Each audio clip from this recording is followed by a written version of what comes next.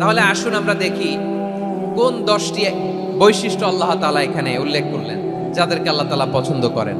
তাহলে যে 10টি বৈশিষ্ট্য আল্লাহ তাআলা পছন্দ করেন যে ইমানদার বান্দাদের মধ্যে থাক, তার এক নাম্বার হচ্ছে আল্লাহ তাআলা বলছেন ইন্নাল মুসলিমিনা ওয়াল মুসলিমাতি, নিশ্চয়ই মুসলিম পুরুষ এবং নারী, নিশ্চয়ই মুসলিম পুরুষ এবং নারীকে আল্লাহ পছন্দ করেন। আমরা মুসলিম না সবাই এখানে? আওয়াজ করে বলেন আমরা মুসলিম কিনা? মুসলিমিন ওয়াল মুসলিমাত, মুসলিম পুরুষ এবং নারীকে আল্লাহ পছন্দ করেন। ইসলাম মানে হচ্ছে আত্মসমর্পণ করা, সারেন্ডার করা। ইসলাম মানে সারেন্ডার করা কার সামনে? আল্লাহর ইচ্ছার সামনে, আল্লাহর আদেশের সামনে, আল্লাহর আইনের সামনে আত্মসমর্পণের সারেন্ডারের নামই হচ্ছে ইসলাম। চিল্লায় বলেন ঠিক কিনা? কেউ যখন নিজেকে মুসলিম বলে দাবি করে, তখন আল্লাহর কোন বিধান আসলে, আল্লাহর কোন আইন তার সামনে আসলে সেটা মানবো কি মানবো না এমন কথা বলার তার সুযোগ নাই, মানতেই তাকে হবে। আওয়াজ করে বলেন ঠিক কিনা?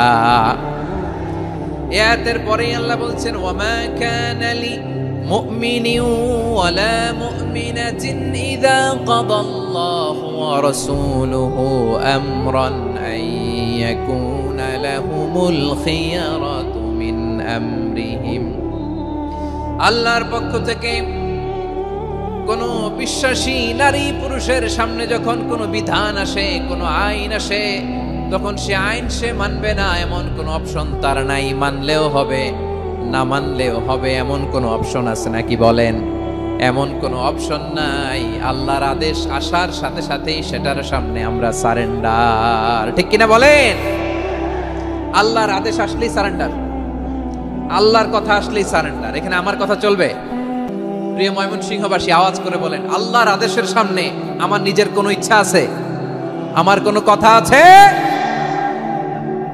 যারা আল্লাহর আদেশের সামনে নিজেকে সঁপে দেয়, যারা আল্লাহর আদেশের সামনে নিজের ইচ্ছাকে বিসর্জন দেয়, যারা আল্লাহর বিধানের সামনে নিজের কথা, খায়েশ সবকিছুকে স্যাক্রিফাইস করে, তারাই হচ্ছে মুসলিম।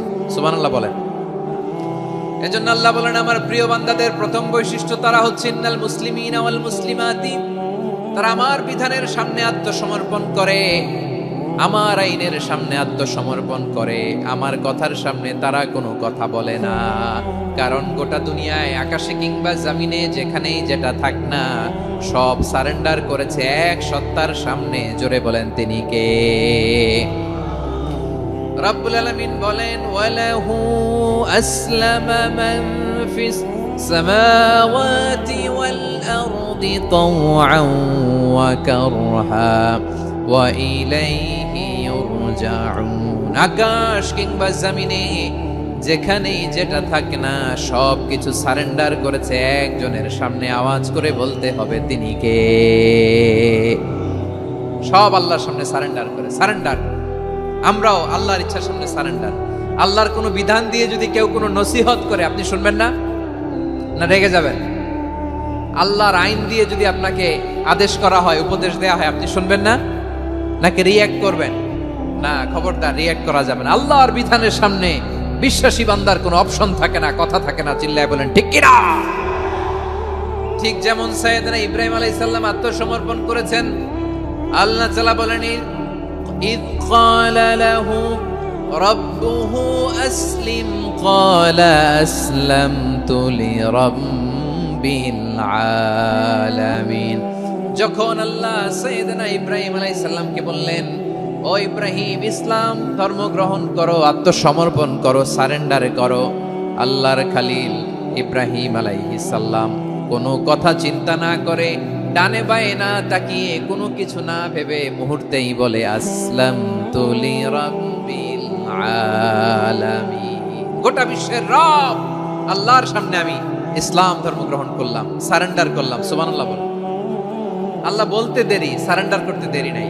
এভাবে নিজেকে আল্লাহর সামনে সঁপে দিতে হবে।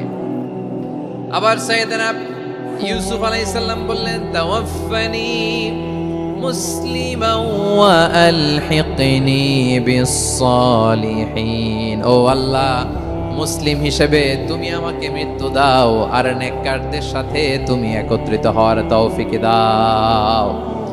তাহলে আত্মসমর্পণকারী হিসেবে আমরা বাঁচতেও চাই, মরতেও চাই, ঠিক কিনা বলেন?